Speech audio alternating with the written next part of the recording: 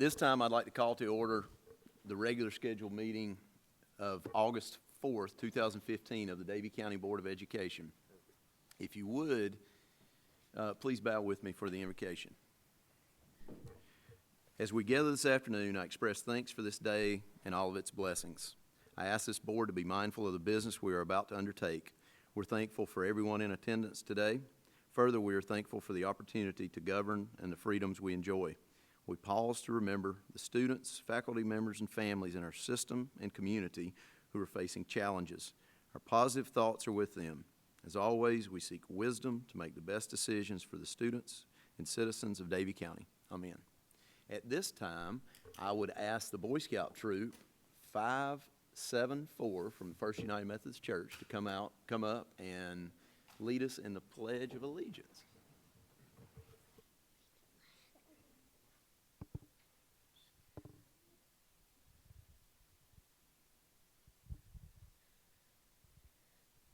I pledge allegiance to the flag of the United States of America and to the republic for which it stands, one nation, under God, indivisible, with liberty and justice for all.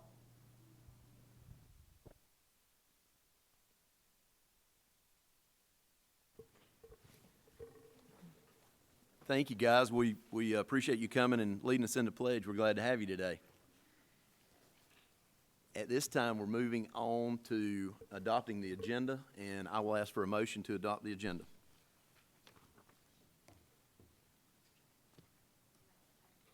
Have a motion by Ms. Horn. Do we have a second? Have a second by Mr. Drexler. All in favor? Motion carries 7-0. This time, we're moving on to approval of the minutes. We have minutes on the table from the regular scheduled meeting July the 7th. Need a motion to approve those minutes. I have a motion by Ms. Livengood. I have a second by Mr. Drexler. All in favor? Motion carries 7-0. This time, we're moving on to important dates, and I will point out a few. I pointed out several for August last month, and I'll skip over a few of them, but we have some very important dates.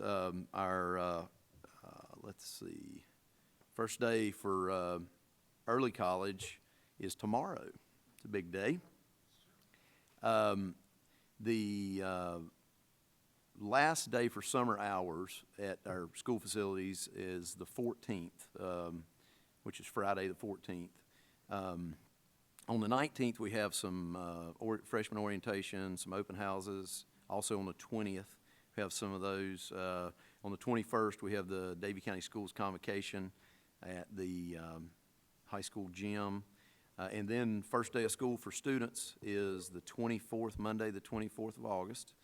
And then our next meeting will be in here on the 1st of September we're moving back to 6 o'clock. Those meetings will be at 6 o'clock starting in September.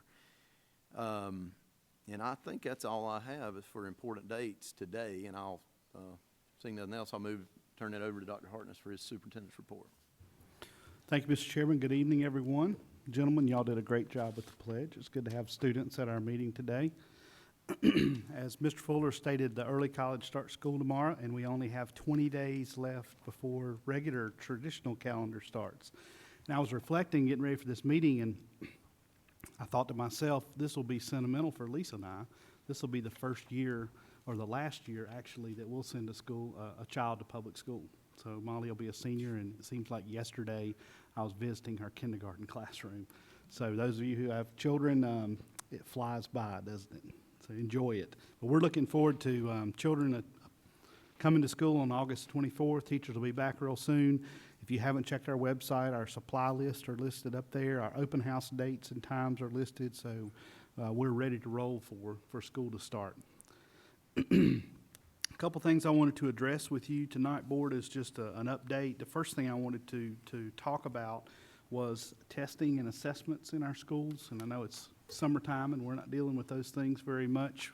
We just finished up our Read to Achieve camp, and there was some testing involved there, but you've heard me talk about in the past our efforts to reduce the amount of testing in our schools. And this past year, the State Board of Education put together a testing and assessment task force, and it was a group of people in Raleigh that came together to talk about the next generation of assessments, moving away possibly from single end of grade or end of course tests at the end of the year that just gives us some idea of how a school performed at the end of the year, but really doesn't give you a lot of information about how students are performing so that you can make adjustments. Some have called it autopsy testing, and that's just the way that it works. So we talked, this task force really looked at that, and they actually talked to the state board, and the state board said, well, if there are some better ideas out there, would there be some people interested in doing some pilot testing and doing something different? So we took that as a charge of, here's an opportunity for us to be innovative.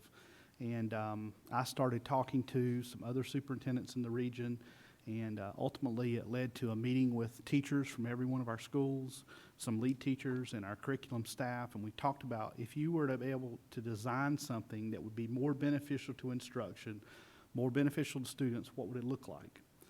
And we brought together superintendents from Surrey County, from Mount Airy City Schools, from Davidson County, and us in this room. And we brought leaders from the SAS Institute who are in charge of our growth data in North Carolina. It's a statistical analysis program that they designed to look at growth of student progress. We brought them in the room, and we said, okay, here are the things that we're doing. Here are the things we're thinking about. If we were to do this, can we have tests that are valid and reliable, would predict student outcomes, would give us the same type of data we would get with end of grade or end of course tests, but also give our teachers something that would inform them, reduce the amount of testing time and overall instructional process? And the answers we got were yes. So our 4 school districts put together a pilot proposal and sent it to the state. There were, I believe, 15 school districts in the state that submitted pilot proposals. We were pretty excited about that because we may get to try something a little different and not do end of grade, end of course like we have in the past.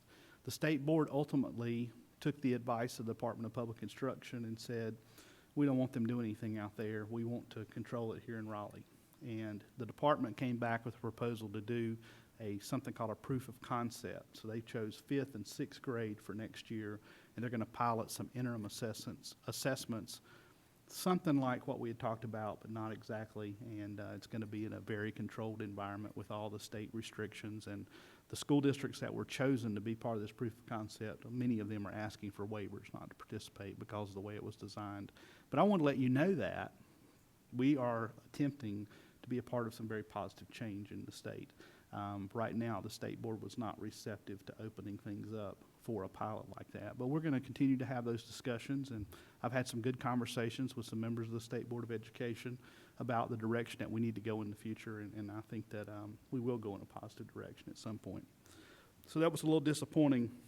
I want to say thank you to the staff. There's staff in here and teachers that spent time with us putting together a proposal, and Aaron, our testing and accountability director, has spent a lot of time on this too. Unfortunately, it was not received well by the state, but we're not the only district. I'll give you a little update on the budget, what little bit I know at this point in time. You've been getting updates from the North Carolina School Boards Association in your email box. We have been operating under a continuing budget resolution through August the 14th that the legislature approved. I talked with the Chief Financial Officer for the State Department of Public Instruction this afternoon and asked him if he had any insight into next steps in the budget. And he indicated to me that the House is very eager to include teacher assistance and driver's education in a continuing resolution that would start August 15th. So that told me 2 things. Number 1, the House supports, which we knew that, the teacher assistance and driver's ed. Number 2, there will not be a budget resolution by August 14th. They're already talking about what's going to be in the next continuing resolution. So this thing is going to be stretched out for some time, it appears. One thing that we do know for sure, our teachers who are on the A0 through 4 or 0 through 4 pay scale will go from $33,000 to $35,000. Everybody's agreed on that. So that's part of the continuing resolution, and they will start out the school year that way. If you read my July the 30th edition of School Matters, I provided you a link to about a 20-minute video that was posted on WRAL's site of Lee Roberts, the state budget director who works for the governor's office. And I thought Mr. Roberts did a good job of kind of explaining where things were in the budget process. If you haven't watched that, I would encourage you to take some time and watch that video. It'll give you a pretty good summary. So really, we don't have a lot of new information. So what we're planning to do is to open school with the staff that we have right now. We have a few teacher assistant vacancies that we have not filled this summer. We have some vacancies in the exceptional children's area in teacher assistants that we have filled because we're required to do that. Once the state adopts a budget, then that could lead to a reduction in force. It depends on what flexibility we're given. If they add money in the teacher allotment or the TA allotment, there's just so many unknowns right now. There's no way we could bring you a scenario to choose from at this point. So we're going to start out with what we have right now and have to make some adjustments if the legislature forces us to do that. I've shared with you, especially in our last meeting, the importance of teacher assistants.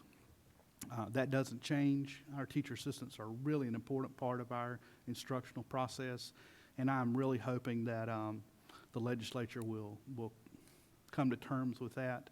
I am afraid that this is a bargaining chip that's part of the legislative process, and it's unfortunate when you have people's lives and their careers in jeopardy over politics, but that's where we are. What I think you will see us do is bring you recommendations and options that we feel like will be best for the school system. We're going to do our best to maximize the flexibility that we have to keep as many adults with students as we can keep. That's about all we know about the budget right now. If you've read the news this week, there have been some other proposals that I think are quite interesting. There is talk of a statewide bond referendum for November. The governor's been talking about this for some time. He has coined the phrase Connect NC as a statewide bond for transportation and infrastructure projects. It's a $2.8 billion bond.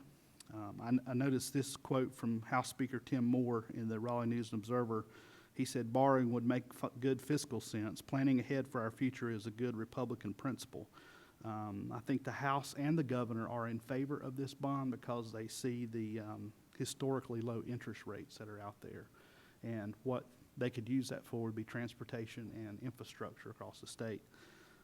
The House's proposal is a little different than the governor's. The House proposal includes money for education within the statewide infrastructure bond. The House would direct $900 million toward the UNC system campuses and $500 million into public schools' capital assistance program. Don't know what that might look like, but that could be a help to public school systems for capital projects for new construction and renovations. What we do know is there will likely be a lot of opposition in the Senate for any type of bond. So we'll see where that goes. But interesting conversation that the governor was kind of out there on his own with this Connect NC project, and now the House is showing some support, but a little twist to it that could be beneficial to K-12 education.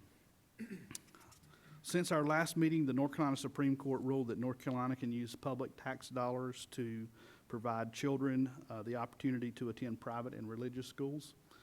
Legislators are wanting to provide $17.6 million in school vouchers or opportunity scholarships this next year to expand also the eligibility income guidelines. So now that the Supreme Court has ruled that these are constitutional to issue vouchers for private purposes, the legislature's probably next move will change the eligibility requirements, change the income requirements. There are people who have concerns about that.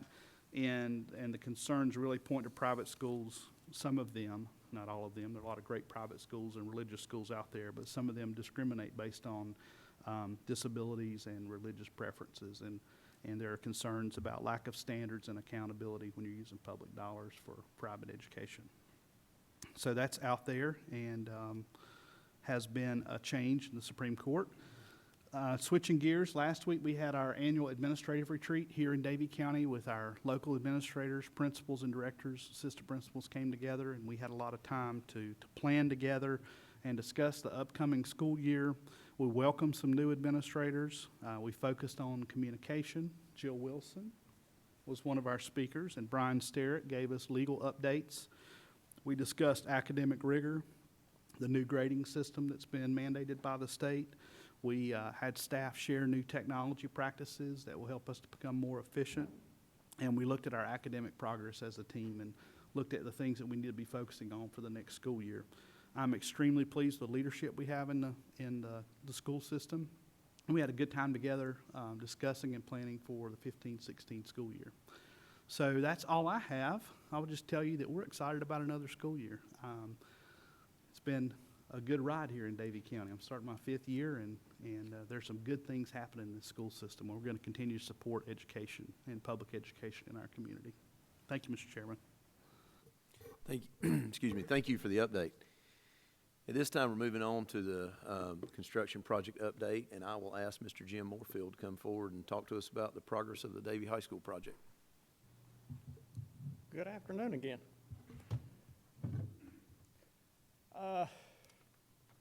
Don't know exactly where to start, but I'm just going to fill you in on a few things that are happening at the site.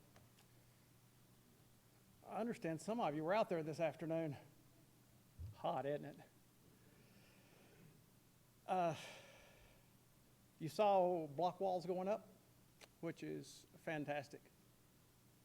We did some slabs. Dr. Harkness was there on a bright Saturday morning with me. Saw some concrete slabs going down.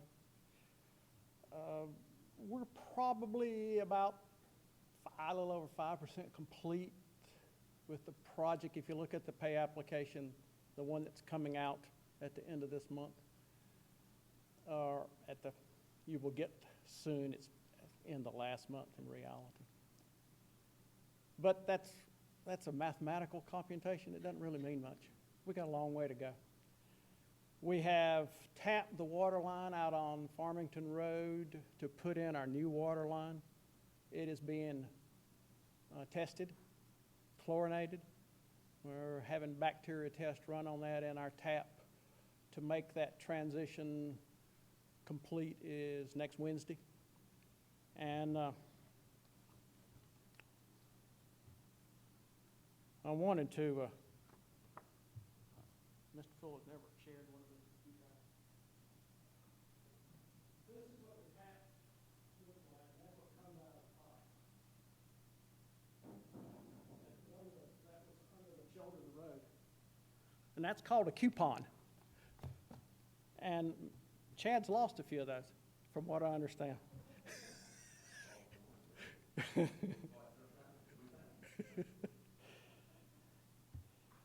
But we had some firsts to take place this month, as y'all know.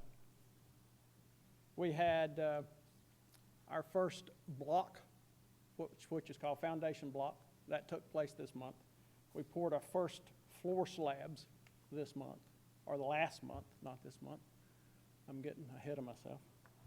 And I think the project is going quite well. On Monday, we are getting a new superintendent in addition to Jonathan. He's a Davie County resident, Urban Meyer. I don't know if y'all know him or not. Lives about 2 or 3 miles from the job site. Has been a New Atlantic employee for quite some time. He'll be joining us and working closely with Jonathan and myself. So we look forward to that taking place. I'm sure he'll bring a lot of pride to the project since he is a resident. I have some additional pictures since I was sort of called the historian last week. If I remember that conversation, that's our first one. That's our first walkway. This is our concrete pour. We started to drill early in the morning. And that's just an oversight of overview of the building.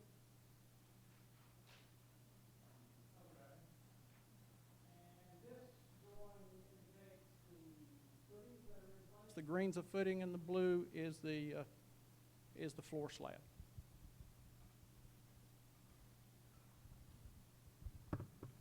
Are there any questions?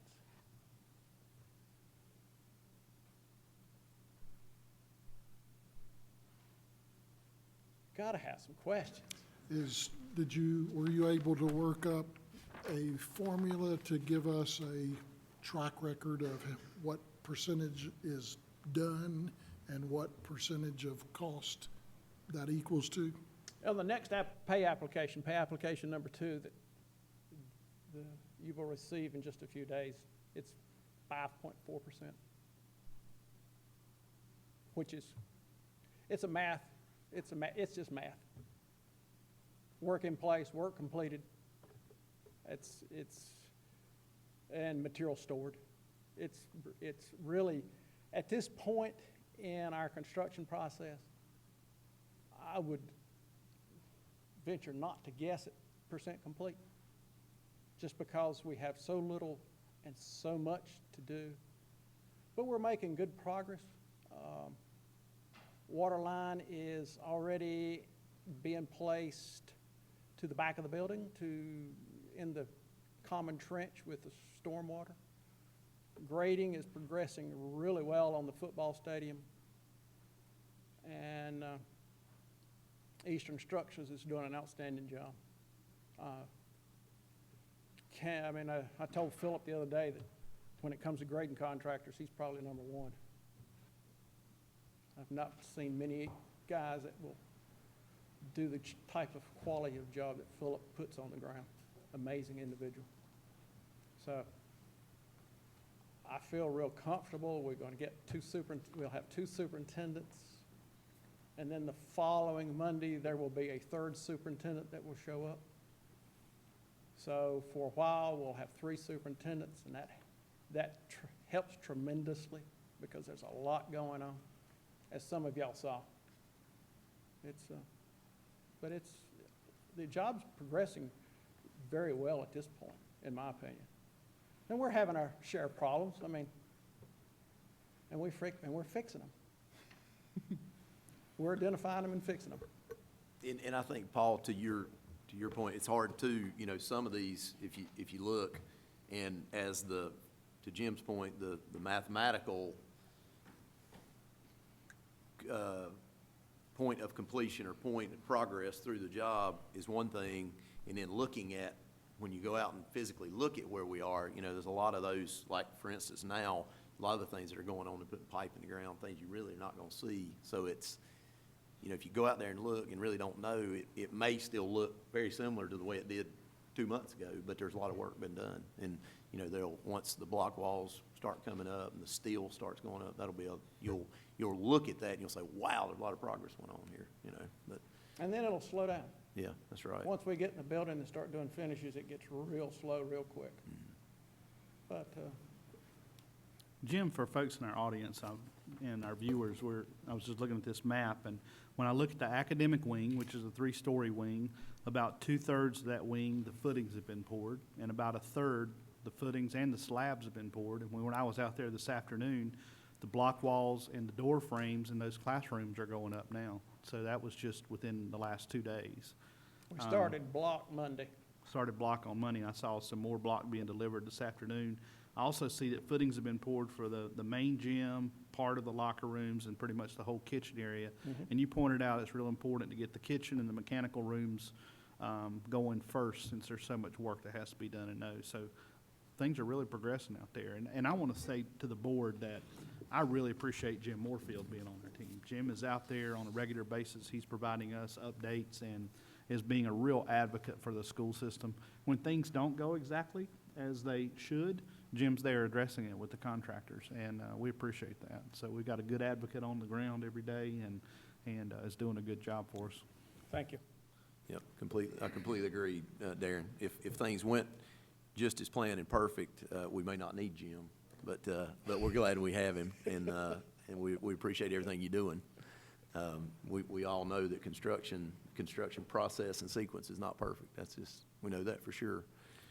But again, thank you for everything you're doing. And I would also say, I gave Miss Horn and Miss Owens a little tour this afternoon. If any of you are interested in going out on the site, if you'll let me know, I'll let our job superintendent know when we might arrive, and we can give you a firsthand look at what's going on.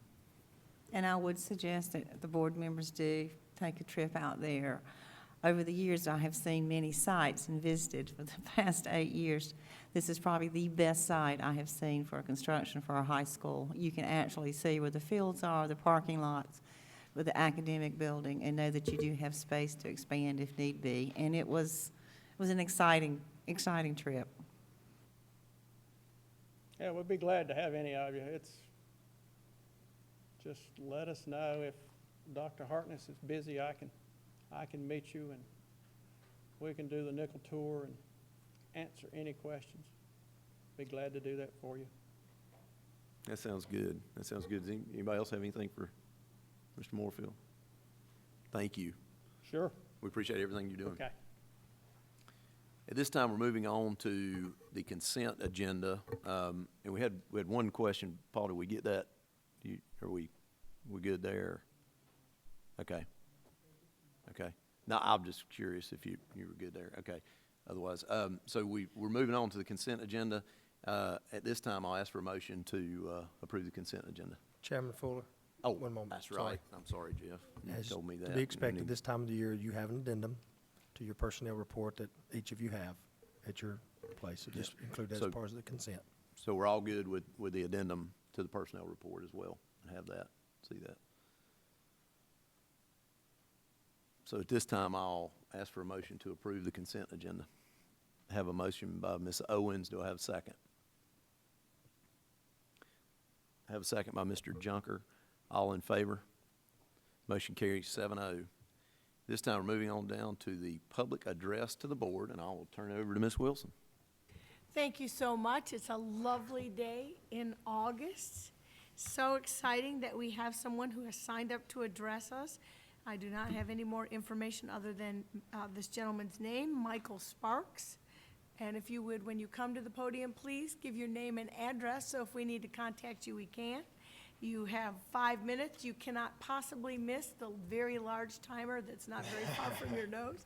So if you'll go ahead and say what you need to say, we appreciate you coming. All right, my name is Michael Sparks. I'm a rising junior at Davie County High School, and I live at 231 Hidden Creek Drive, Advance. I recently came back from one of the greatest summers of my life. This summer, instead of sitting at home playing video games and watching TV and eating potato chips, I spent my time at Governor's School West at the Salem campus. During the summer, my thoughts on education, and I went there for choral music, my thoughts on education, music, math, every facet of the school and education system were challenged and accelerated through this program that was absolutely fantastic. And I would like to thank you all for letting me be a representative of this county at this wonderful program, for supporting it and helping it keep on being a program that is accessible and available for students of this county and this state. And I would like to thank you all very much for giving me this opportunity. Thank you. Yeah, thank you for, I'm sorry. Oh, go Any ahead. other speaker? No, that concludes our speakers, and you can come back anytime. Thank you for your comments. We're glad you represented Davie County. I know you did a wonderful job. At this time, we're moving on to the closed session portion of our meeting, and I will ask for a motion to go into closed session to preserve the attorney-client privilege pursuant to the North Carolina General Statutes listed on our agenda, to discuss personnel matters protected by state law, to discuss student matters made confidential by general statutes and FERPA. Do we have a motion? We have a motion by Ms. Livengood. We have a second by Mr. Drexler. All in favor? Motion carries 7-0. We're now in closed session.